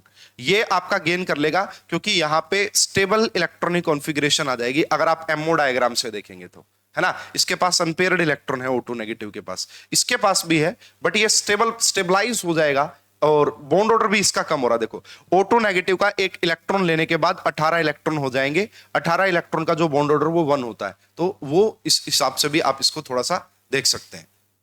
तो इसमें ना ये बात बिल्कुल सही है, a stronger oxidising agent than O2। तो O2 के कंपैरिजन में ये अच्छा ऑक्सीडाइजिंग एजेंट है, मतलब इसका बेटर रिडक्शन हो सकता है, ये इलेक्ट्रॉन को गेन करेगा। इस तरीके से आप समझ सकते हैं।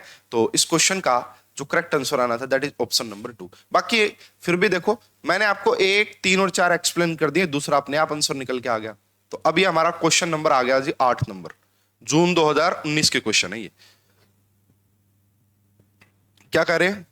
सबसे पहले ये देखो, लिथियम पॉजिटिव गैसियस और सोडियम।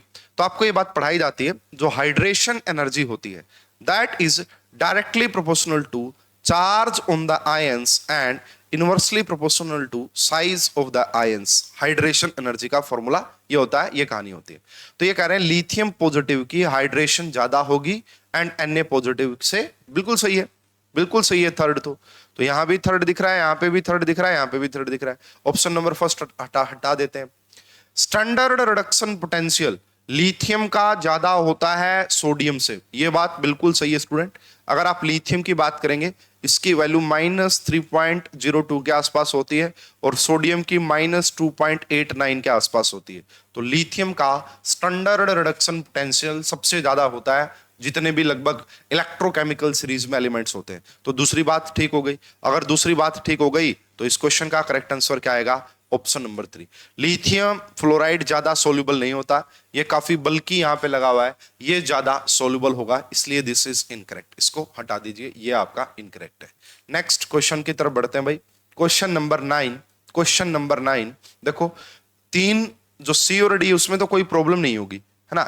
ये आपका जिनोन के पास 8 वैलेंस इलेक्ट्रॉन होते हैं, 2 यहां शेयर किए, 2 यहां शेयर किए, 2 यहां शेयर किए और 1 लगा दिया यहां पे लोन पेयर। तो ये तो होती जी पिरामिडल, ये क्या होती है? पिरामिडल ज्योमेट्री या शेप, ठीक है। उसके बाद देखो XeF2 की अगर हम बात करते हैं तो जिनोन की अगर हम बात करें, यहां पे हमने लगाया डबल बॉन्ड O, यहां पे हमने लगाया फ्लोरीन, यहां पे हमने लगाया फ्लोरीन, ठीक है। और यहां पे क्या लगा दिए? 2 लोन पेयर, 2 लोन पेयर। तो ये हो गई टी शेप। देखो अब इनमें कोई कंफ्यूजन नहीं है। सी की अगर आप बात करोगे that is pyramidal and D की बात करोगे तो टी शेप। तो सी का 2 देखो, सी का 2 सभी में दिखाई दे रहा है भाई, सी का 2 सभी में दिखाई दे रहा है, ठीक है। डी का 3 देखो, डी का 3 सिर्फ एक ऑप्शन को छोड़ दो सभी में है। लो जी, सिर्फ एक ही ऑप्शन एलिमिनेट कर पाए। उसके बाद देखो अगर हम बात करते हैं इस वाले मॉलिक्यूल की, तो ये देखो जिनोन, जिनोन के साथ 1 लगा दिया है फ्लोरीन, 1 लगा दिया है ऑक्सीजन और इस ऑक्सीजन के साथ एक और ऑक्सीजन और इसके साथ sulphur, double bond O, double bond OF, ठीक है। तो ये सारे है ना जिनोन के रिस्पेक्ट में बात की जा रही है। तो अगर आप देखोगे इस जिनोन में 8 वैलेंस इलेक्ट्रॉन होते हैं, 2 की शेयरिंग हुई तो 3 क्या लग गए यहां पे? Lone pair. 3 क्या लग गए? Lone pair. इस पूरे को ये ए टाइप हो गया, ये बी टाइप। तो ये लीनियर ज्योमेट्री बनेगी भाई। ए का फर्स्ट आएगा, ए का फर्स्ट यहां है, ए का फर्स्ट यहां है, इसका मतलब 3, 1 और 4 में से आंसर आएगा भाई, 1 और 4 में से आंसर आएगा। अब हमारे पास एक ही ऑप्शन बच गया, बी का 4th ही आएगा। अरे भाई बी का 4th आएगा, यहां बी का ही फर्स्ट। 1 मिनट रुकिए भाई, रुकिए रुकिए रुकिए, इसमें गड़बड़ हो सकती है, ध्यान से देखना पड़ेगा, है ना। तो ये वही आ गया जिनोन।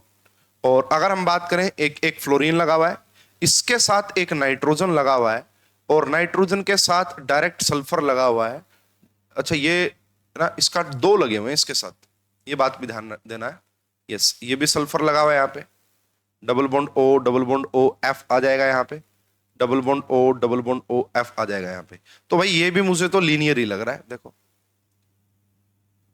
इसके, देखो जिनोन के रिस्पेक्ट में देखेंगे, इस हालांकि इसके पास लोन पेयर जरूर है, यहां से ये पिरामिडल हो सकता है ना यहां से, लेकिन जिनोन के रिस्पेक्ट में तो ये लीनियर ही लग रहा है, ठीक है। क्या लग रहा है? लीनियर।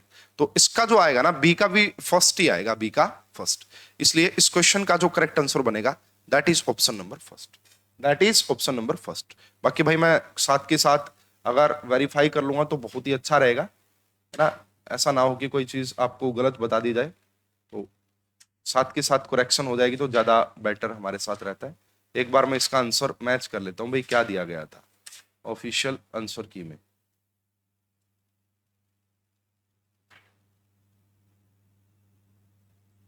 यह है जून 2019 का।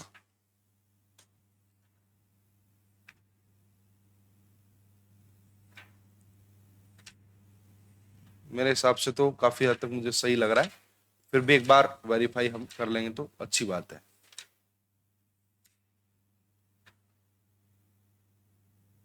ये स्टूडेंट बिल्कुल सही है, यही आएगा हमारा करेक्ट आंसर, ठीक है ना, यही हमारा करेक्ट आंसर आएगा। नेक्स्ट क्वेश्चन की तरफ बढ़ते हैं। ये हमारा क्वेश्चन नंबर 10 होगा और अब हम पहुंच गए हैं दिसंबर 2018। दिसंबर 2018 ये कह रहे हैं जी लूमो बताना, LUMO lowest unoccupied molecular orbital Cn negative and O2।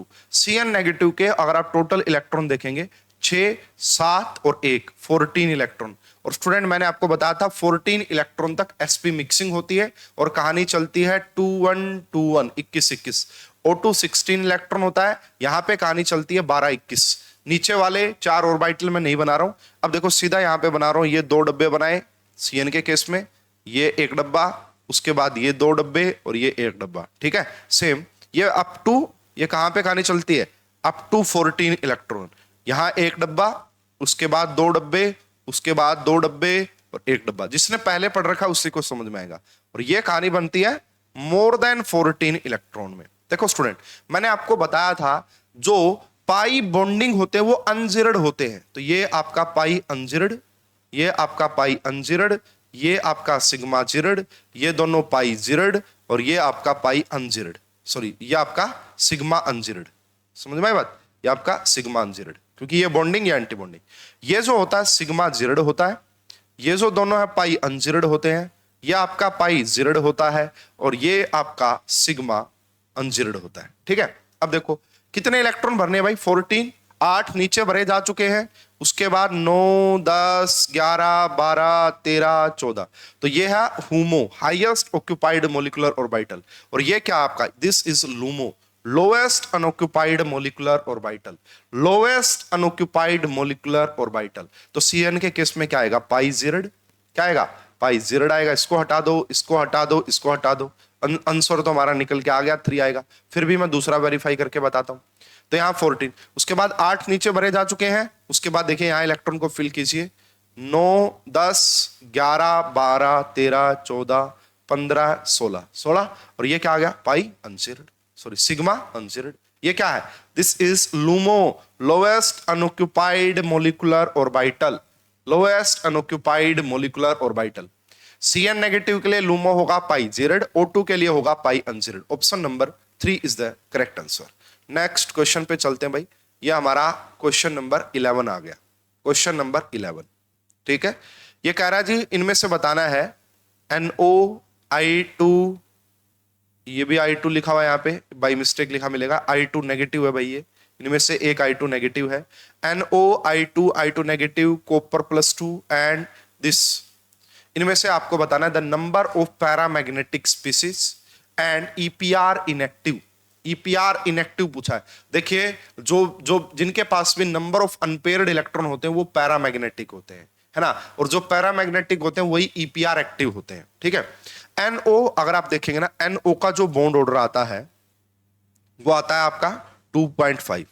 Fractional bond order अगर आए, फ्रैक्शनल बॉन्ड ऑर्डर अगर आए वहां पक्का अनपेयर्ड इलेक्ट्रॉन होता है, तो NO पैरामैग्नेटिक नेचर का होता है भाई, NO पैरामैग्नेटिक नेचर का होगा, ठीक है। I2 आपका इसके वैलेंस इलेक्ट्रॉन 18 होंगे F2 जैसे, ये डायामैग्नेटिक होगा, ये डायामैग्नेटिक, कोई अनपेयर्ड इलेक्ट्रॉन नहीं। I2 के ऊपर एक नेगेटिव लगा दिया, एक अनपेयर्ड इलेक्ट्रॉन आ गया, तो ये पैरामैग्नेटिक बन गया।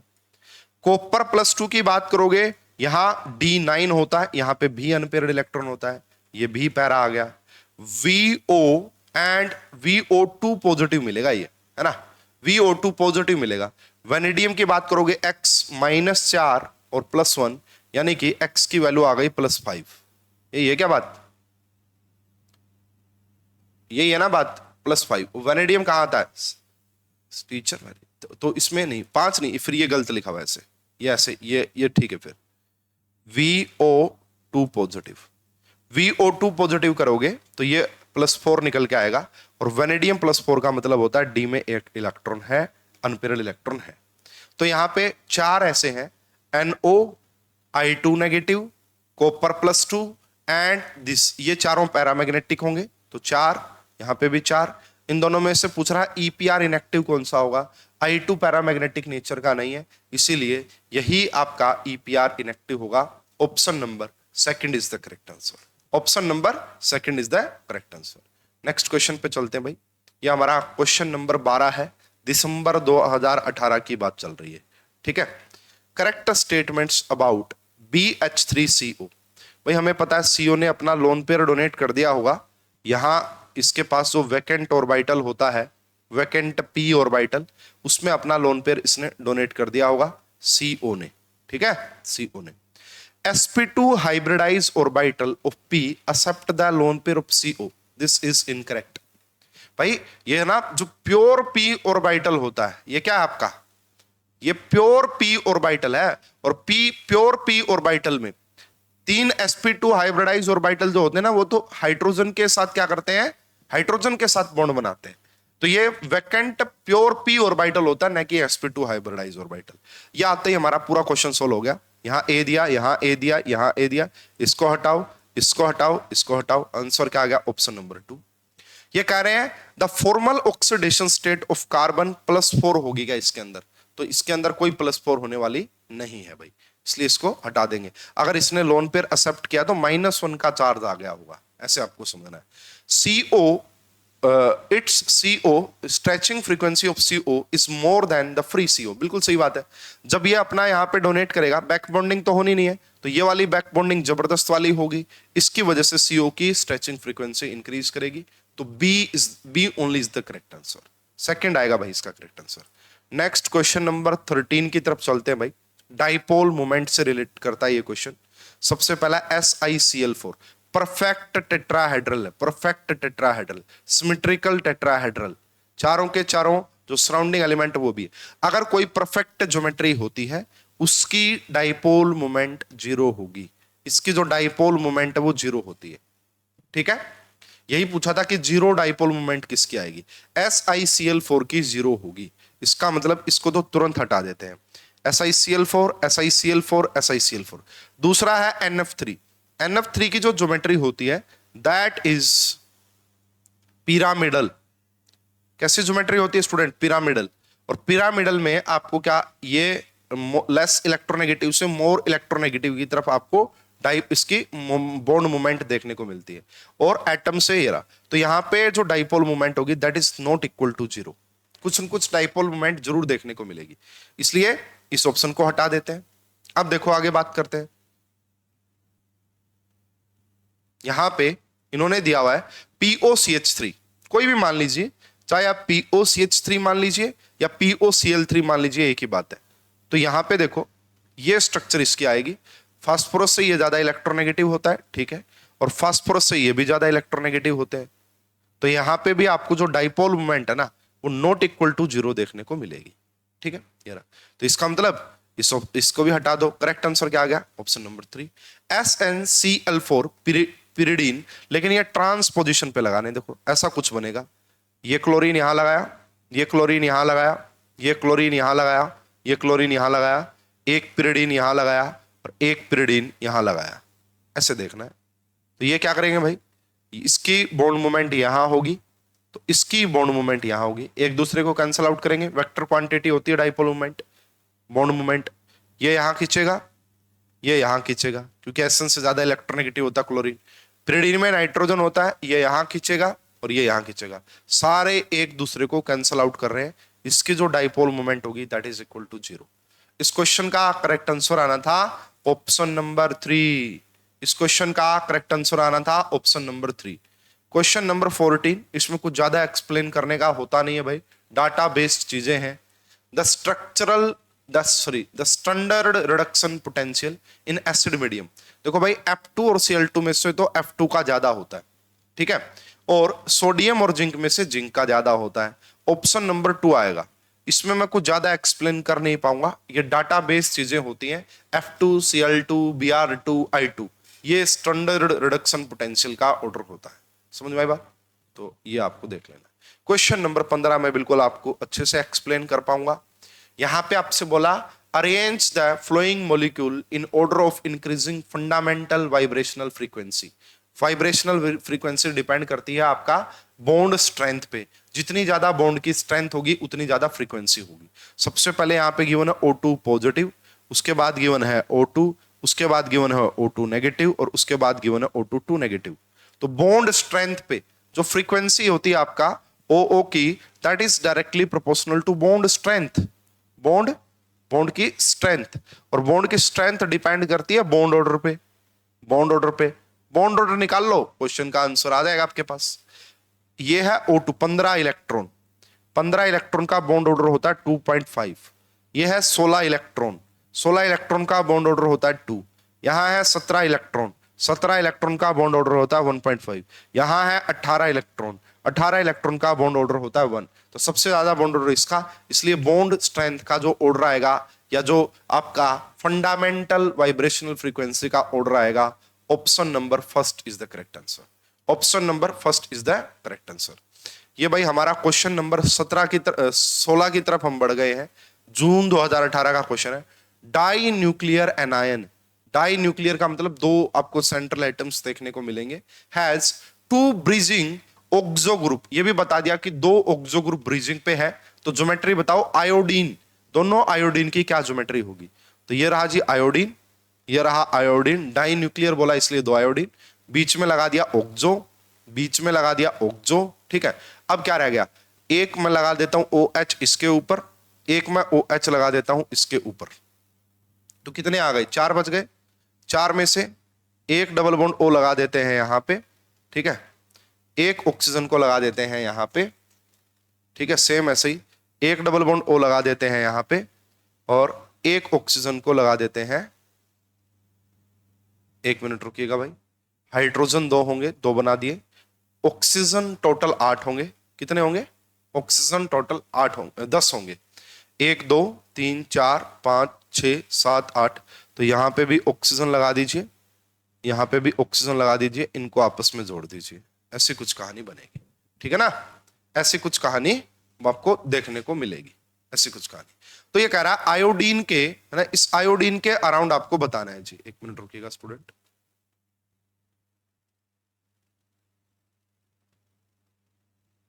इस आयोडीन के अराउंड बतानी कि क्या ज्योमेट्री इसकी रही होगी, है ना। तो देखो अगर मैं बात करता हूं इस आयोडीन की, सिग्मा बॉन्ड देखो, 1 sigma, 2 sigma, 3 sigma, 4 sigma, 5 sigma और 6 सिग्मा। 6 सिग्मा का मतलब होता है हाइब्रिडाइजेशन होती है sp3d2, और sp3d2 का मतलब होता है ऑक्टाहेड्रल। क्या होता है? ऑक्टाहेड्रल। ये भी क्या आ जाएगा? ऑक्टाहेड्रल। करेक्ट आंसर क्या आएगा? Option number first is the correct answer. Option number first is the correct answer. Next question पे चलते हैं जी। ये हमारा क्वेश्चन नंबर 17 है, क्वेश्चन नंबर 17 है, ठीक है। सबसे पहले बोला गया removal of an electron from NO molecule. NO molecule से एक इलेक्ट्रॉन निकाल दो, NO से NO पॉजिटिव बना दो। इसके पास थे 15 इलेक्ट्रॉन, स्टूडेंट ध्यान देना इसके बाद, इसके पास थे 15 इलेक्ट्रॉन और 15 इलेक्ट्रॉन का बॉन्ड ऑर्डर होता है 2.5। फ्रैक्शनल बॉन्ड ऑर्डर का मतलब ये पैरामैग्नेटिक होता, पैरामैग्नेटिक होता ये NO। जब आपने एक इलेक्ट्रॉन निकाल दिया 14 इलेक्ट्रॉन और इसका बॉन्ड ऑर्डर होता है 3 और इसके पास 0 अनपेयर्ड इलेक्ट्रॉन है, ये बन जाएगा डायामैग्नेटिक। पहली चीज क्या है? पहली चीज क्या है? ये बन जाएगा आपका डायामैग्नेटिक, ठीक है। अब पहली चीज आपसे पूछी गई है, एक मिनट तो बी ऑप्शन को देख लेते हैं एक बार। Is EPR active species? अगर आपने NO से एक इलेक्ट्रॉन निकाल दिया, वो डायामैग्नेटिक बन चुका है, अनपेयर्ड इलेक्ट्रॉन है नहीं, तो वो EPR इनएक्टिव होगा। इसलिए इस ऑप्शन को तुरंत हटा दीजिए। यहां बी दिख रहा है, यहां पे भी बी दिख रहा है, इसको भी तुरंत हटा दीजिए, ठीक है। उसके बाद यहां पे अगर बात की जाए, एक मिनट इसको और देख लेते हैं। An increase in the NO stretching in IR spectrum. Bond order increase होगा तो स्ट्रेचिंग फ्रीक्वेंसी तो बढ़ेगी ना भाई, बॉन्ड ऑर्डर इंक्रीज होगा तो स्ट्रेचिंग फ्रीक्वेंसी बढ़ेगी, नो डाउट। तो यहां आ रहा है A, यहां पे भी आ रहा है A, इसका मतलब ये तो ठीक है। ये इसको हटाओ। Electrons in HOMOs being closer to oxygen than nitrogen 2p orbital. Electrons in HUMO being closer to nitrogen than to oxygen 2p orbital. अच्छा जी, तो एक मिनट अगर बात करें, ये आपका C है और ये आपका D स्टेटमेंट यहां से स्टार्ट होती है। C और D इन दोनों में से एक आंसर आएगा, D तो आ ही नहीं सकता, हमें पता लग गया, तो C आएगा। फिर देखो इलेक्ट्रॉन्स इन HUMO, अगर आप NO का मोलिकुलर ऑर्बिटल डायग्राम देखेंगे तब आपको पता लगेगा। एक बात तो ये समझ में आ रही है, इन दोनों में से ज्यादा इलेक्ट्रोनेगेटिव कौन होता है? ऑक्सीजन होता है ना। तो अगर मैं बात करता हूं, ये नाइट्रोजन के 2p वालों की एनर्जी, नाइट्रोजन के 2p वालों की एनर्जी ऑक्सीजन के 2p वालों से ज्यादा होगी, क्योंकि ऑक्सीजन ज्यादा इलेक्ट्रोनेगेटिव है तो उसके ऑर्बिटल की एनर्जी कम होगी, ठीक है। अब ये कह रहा electrons in HUMO being closer to oxygen than nitrogen 2p, nitrogen के 2p से ज्यादा क्लोज होगा। अब आपको ये पता होना चाहिए कि HUMO होता क्या है। तो अगर मैं आपको NO का मोलिकुलर ऑर्बिटल डायग्राम दिखा दूं तो आपको काफी ज्यादा हेल्प मिल जाएगी। तो मैं कोशिश करता हूं कि अपने जो मैंने लेक्चर्स करवाए थे उसमें मैंने जरूर करवाया होगा इसके बारे में, तो मैं आपको दिखाने की कोशिश करता हूं। यहाँ पे NO का अगर मुझे मिलता है तो मैं जरूर आपको दिखाता हूं। MOT की काफी क्लासेस ली गई थी, तो उस हिसाब से 3-4 वाली में होगा। यस, ये देखिएगा NO का दिखाता हूं मैं स्टूडेंट आपको कि NO का कैसे बनता है। और ये भाई सारी चीजें ना लेक्चर्स में काफी डिटेल में कवर की गई हैं। ये देखो सब आपको बिल्कुल रेफरेंसेस के साथ आपको सारी चीजें करवाई गई हैं। ये NF का आ गया, यहीं पे मिल जाएगा NO का भी। ये देखो ये तो OF नेगेटिव आ गया, ये रहा NO का। अब ये देखो this is the molecular orbital diagram of NO। तो यहां देखो जो HUMO होता है वो क्या होता है, 1 2 3 4 5 6, एक इलेक्ट्रॉन निकाल दिया है। अब यहां से इलेक्ट्रॉन ये निकल गया जी, हटाओ इसको। अब ये HUMO बन गया, और इस HUMO, ये देखो ये HUMO किसके ज्यादा क्लोज है, 2p ऑक्सीजन वाले के। ये जो HUMO है किसके ज्यादा क्लोज है, 2p, क्योंकि NO से NO पॉजिटिव पे चले गए हो आप, ठीक है ना। तो ये HUMO जो है ये किसके क्लोज आ गया, इसके क्लोज। नाइट्रोजन जैसी है, देखो जैसे N2 का होता था वैसे ही तो है ना ये सब कुछ, बिल्कुल सही है। तो यहां पे ज्यादा अफेक्ट रहेगा ऑक्सीजन का, जो 2p है उसका ज्यादा रोल रहेगा भाई। कहां आ गए थे हम, कौन से क्वेश्चन पे आ गए थे, अच्छा ये तो भाई वीडियो, हाँ हाँ यहां थे हम, सॉरी। तो यस ये रहा।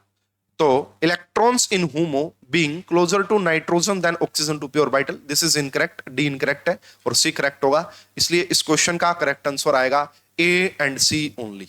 समझ में आया आपको, समझ में आया। ऑक्सीजन का जो 2p है वो HUMO के ज्यादा क्लोज रहेगा क्योंकि एनर्जी डिफरेंस कम है उनके बीच में। नेक्स्ट क्वेश्चन 18 की तरफ बढ़ते हैं भाई, बहुत ही आसान क्वेश्चन है ना, बहुत ही आसान क्वेश्चन है। पहला वाला जो बनेगा क्लोराइट बोलते हैं उसको। ये कह रहा है पिरामिडल स्ट्रक्चर किसकी होगी, XeO3 की। मैं कितनी बार आपको बता चुका हूं, ये डबल बॉन्ड O, ये डबल बॉन्ड O, ये डबल बॉन्ड O और लोन पेयर, तो पिरामिडल है, ठीक है। ये रहा, हटा दो इसको, हटा दो इसको, इन दोनों में से आंसर आएगा।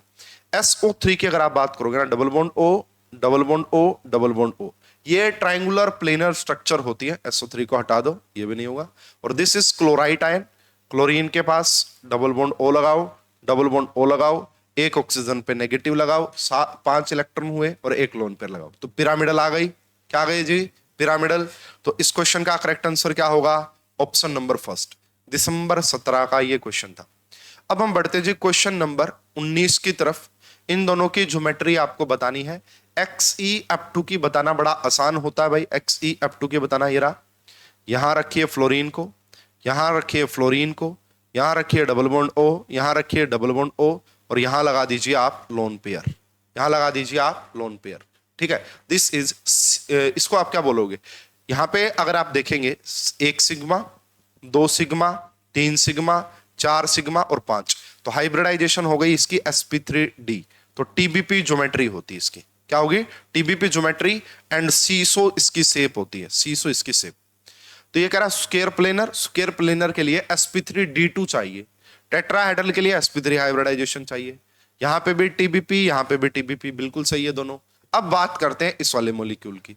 तो यहां बेसिकली सल्फर आएगा, यहां एक फ्लोरीन, यहां एक फ्लोरीन, यहां एक फ्लोरीन, यहां, और ये इसके साथ बनाएगा ट्रिपल बॉन्ड, दिस। अगर यहां देखेंगे तो 1 sigma, 2 sigma, 3 sigma, 4 sigma, 4 sigma का मतलब होता है sp3।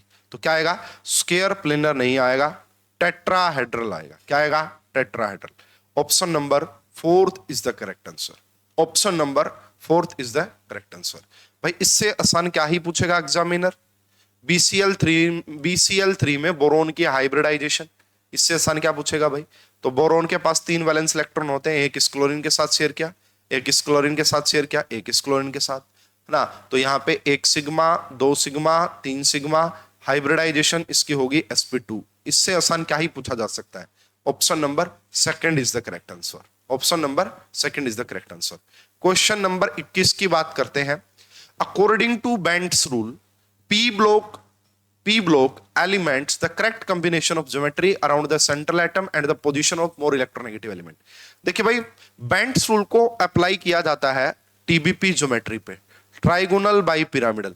देखिए ये मान लो कोई A टाइप का हो गया, तो यहां पे अगर मैं बात करता हूं, जो आपका 3B ये जो देख पा रहे हैं आप 3B, ये इक्वेटोरियल पोजीशन होती है, इक्वेटोरियल। और जो दो थोड़ी सी लॉन्गर बॉन्ड्स होते हैं ये दोनों एक्सियल पोजीशन होती हैं। क्या होती है? Axial position. तो according to Bent's rule, according to Bent's rule more electronegative element को एक्सियल पोजीशन पे लगाना होता है। तो बेंट रूल अप्लाई कहां पे होगा? ट्राइगोनल बाई पिरामिडल पे, टीबीपी पे। एंड जो मोर इलेक्ट्रोनेगेटिव एलिमेंट है उसको आप एक्सियल पोजीशन पे लगाइए, उसको आप एक्सियल पोजीशन पे। देखो ये जो टीबीपी ज्योमेट्री बनती है ना, वो बनती है आपका sp3d2 sp3d से बनती है। किससे बनती है? sp3d से। तो अगर इसको हम अलग करके लिखें तो क्या इसको हम ऐसा लिख सकते हैं sp2 प्लस में pd, sp2। और ये जो sp2 दिख रहा है आपको, ये जो इक्वेटोरियल वाले होते हैं ना, इक्वेटोरियल वाले, इक्वेटोरियल वाले, ठीक है, ये sp2 टाइप के हैं।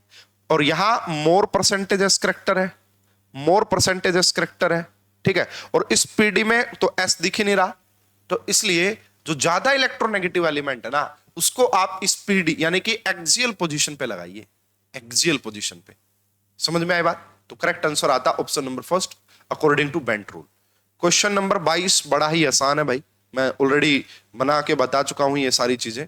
तो बी आर इसका बना लो पहले, तो पेंटागोनल प्लेनर आएगी। 5 की शेयरिंग की आपने यहाँ पे, 5 की शेयरिंग इस टाइप से होगी यहाँ पे, ये फ्लोरी, ये फ्लोरी, ठीक है। तो 5 हो गए, 4 और बच गए क्योंकि 8 तो इसके पास थे, एक नेगेटिव का मतलब 9 हो गया। इसका मतलब एक लोन पेयर लगेगा यहां और एक लोन पेयर लगेगा यहां, ठीक है। तो दिस इज, इस ज्योमेट्री का नाम होता पेंटागोनल प्लेनर। क्या बोलते हैं इसे? पेंटागोनल प्लेनर, है ना। इनऑर्गेनिक एनएमआर स्पेक्ट्रोस्कोपी में भी इसका रूल होता है। तो दिस इज पेंटागोनल प्लेनर, बस खत्म। हटाओ इसको, हटाओ इसको, हटाओ इसको। और बी आर एफ ये क्या बनेगा जी? ये बनेगा 1 2 3 4 5, एक फ्लोरीन, एक फ्लोरीन, एक फ्लोरीन, एक फ्लोरीन, एक फ्लोरीन, और यहां पे लगा दीजिए लोन पेयर ऑफ इलेक्ट्रॉन। तो ये क्या बनेगा? दिस इज बनेगा स्केयर पिरामिडल। क्या बनेगा जी? Square pyramidal. Option number first is the correct answer. ये स्टूडेंट ये भी काफी अच्छा क्वेश्चन है, इसको भी with the help of MOT explain किया जा सकता है। देखिए जो H3 पॉजिटिव होता है ना, H3 पॉजिटिव, इसकी 2 टाइप की स्ट्रक्चर एग्जिस्ट करती है। एक होता है एसाइक्लिक और एक होती है इसकी साइक्लिक फॉर्म, साइक्लिक फॉर्म। और according to MOT molecular orbital theory ये देखा गया, according to molecular orbital theory ये देखा गया कि इसकी साइक्लिक फॉर्म ज्यादा स्टेबल होती है। अगर आप इसकी साइक्लिक फॉर्म की बात करते हैं, है ना, तो वो आपको कुछ इस टाइप से देखने को मिलती है। तो यहां पे जो बॉन्ड एंगल आ जाता है ना, फिर वो लगभग लगभग 120 डिग्री का आ जाता है। कितना? 120 डिग्री का। एसाइक्लिक में पूछता 180 डिग्री, नॉर्मल लीनियर टाइप से बनता। लेकिन अगर वो पूछता है इसके अंदर, इसके ऊपर MOT में मैंने पूरा डिटेल डिस्कशन किया है भाई, लेक्चर्स में आपको सारी चीजें मिलेंगी। जिस बच्चे के कंसेप्ट क्लियर नहीं है वो कोर्स लेके तैयारी करे, काफी बढ़िया तैयारी उसकी हो जाएगी। यहां तो जस्ट PYQs एक्सप्लेन किए जा रहे हैं। ये भाई आपका क्वेश्चन नंबर 24 है ना, 23 के बाद 24। Oxidation state of gold in the flowing. इस AU की आपको ऑक्सीडेशन स्टेट बतानी, तो ठीक है। देखो मुझे ये पता है भाई, क्लोरीन की ऑक्सीडेशन इलेक्ट्रोनेगेटिविटी ज्यादा होती है। ये अगर -1 है तो इसकी वजह से यहां +1 आ गया होगा, एक क्लोरीन की वजह से इसके ऊपर +1 आ गया, ठीक है। अब ये जो AU है ये किसके साथ जुड़ा हुआ है? यहां CH2 के साथ जुड़ा हुआ है, यहां पे भी CH2। तो मेटल के कंपैरिजन में नॉन मेटल की इलेक्ट्रोनेगेटिविटी ज्यादा, इसकी वजह से भी यहां +1 देखो ये क्या शो करेगा? -1, यहां -1, इसकी वजह से आपका यहां पे +3 हो चुका होगा, इसकी वजह से यहां पे आपका +3 हो चुका होगा। अब देखो हो सकता है बहुत सारे बच्चे इसका आंसर 3 लगा के आ जाए, लेकिन स्टूडेंट अब ध्यान से देखना, ये जो AU है ये इस AU के साथ भी तो जुड़ा हुआ है ना भाई। अब देखो जब इस क्लोरीन पे -1 आया तो इस पे +1 आ गया था, +1 भी तो आया था ना इस पे, ये बात समझ रहे हैं? ठीक है। तो अब देखो, अब ये जो AU है, या फिर इस तरीके से अगर देखा जाए इसके ऊपर भी +3 है, लेकिन यहां पे भाई ओवरऑल अगर आप निकालना चाहेंगे इसके ऊपर भी +3 आ जाएगा। मान लो वैसे तो जैसे इसके ऊपर +3 आया वैसे इसके ऊपर +3 आया, और ये दोनों आपस में एक बॉन्ड के साथ जुड़े हुए हैं, तो अगर ये दोनों आपस में एक बॉन्ड के साथ जुड़े हुए हैं तो एक एक इलेक्ट्रॉन की यहां पे मतलब इनके बीच में भी तो एक एक इलेक्ट्रॉन की शेयरिंग है ना। ये देखो ये शेयरिंग है इनके बीच में भी। या तो इसको आप ऐसे मान लो, देखो अगर आप इसको निकालना चाहते हैं तो ये 2x हो गया, x मान लो इसकी, -3 यहां से आ गया, -3 यहां से आ गया, और ये जो एक बॉन्ड बना हुआ इसको आप +2 मान के चले, इसको आप +2 मान के चले। इस हिसाब से अगर आप देखेंगे तो x की जो वैल्यू आ जाएगी दैट इज +2, है ना। x की जो वैल्यू आ जाएगी दैट इज +2। इस हिसाब से अगर आप देखते हैं तो इस एक एक इलेक्ट्रॉन को इसको दे दिया, इसको दे दिया, अगर इसको इलेक्ट्रॉन मिलेगा तो -1, इसको इलेक्ट्रॉन मिलेगा -1, तो यहां पे ओवरऑल ऑक्सीडेशन स्टेट जो होती है ना student, that is 2, that is 2 होती है भाई। समझ में आई बात। नेक्स्ट बढ़ते हैं, क्वेश्चन नंबर 25। ये भाई हाइड्राइड होता है एक बेसिकली, ReH9 2-, तो इसकी जो ज्योमेट्री होती है सभी को पता होगा, ट्राई कैप्ड ट्राइगोनल प्रिज्मेटिक। क्या होती है? Try cap trigonal prismatic. इसमें कुछ ज्यादा एक्सप्लेन करने का होता नहीं है, अगर आपको ज्योमेट्री पता तो आप इजीली आंसर बता पाएंगे, वरना फिर आपको प्रॉब्लम हो सकती है। क्वेश्चन नंबर 26 की तरफ बढ़ते हैं भाई। The number of triangular faces in square anti prismatic. Square anti prismatic में कितने होते हैं भाई? 8 होते हैं फेस। आइकोसाहेड्रॉन में होते हैं 20। ट्राई कैप ट्राइगोनल प्रिज्मेटिक, अगर कैप लगा दोगे आप स्क्वायर पे तो 14 बन जाते हैं भाई, इंक्रीज हो जाते हैं। तो इसमें भी मैं कुछ ज्यादा एक्सप्लेन कर नहीं पाऊंगा। आप क्या करना, स्क्वायर एंटी प्रिज्मेटिक की स्ट्रक्चर देखना, खुद ब खुद आपको सारी चीजें क्लियर हो जाएंगी कि कितने ट्रायंगुलर फेसेस होते हैं, और कोई ज्यादा इस पैटर्न के क्वेश्चन पूछे नहीं जाते। जो पूछे जाते थे वो मैंने आपको एक्सप्लेन करने की कोशिश की। होप कि आपको ये काफी अच्छे से समझ में आ गया होगा ये लेक्चर। दिसंबर 2016 तक के हमारे क्वेश्चंस कंप्लीट होते हैं। नेक्स्ट लेक्चर में केमिकल बॉन्डिंग के सारे प्रीवियस ईयर क्वेश्चंस कंप्लीट हो जाएंगे। फिलहाल इस वीडियो में अभी के लिए इतना ही। अगर वीडियो अच्छी लगी लाइक और शेयर कीजिएगा, और आपके प्यारे प्यारे कमेंट्स का तो मुझे हमेशा ही इंतजार रहता है। इस वीडियो में इतना ही। Thank you.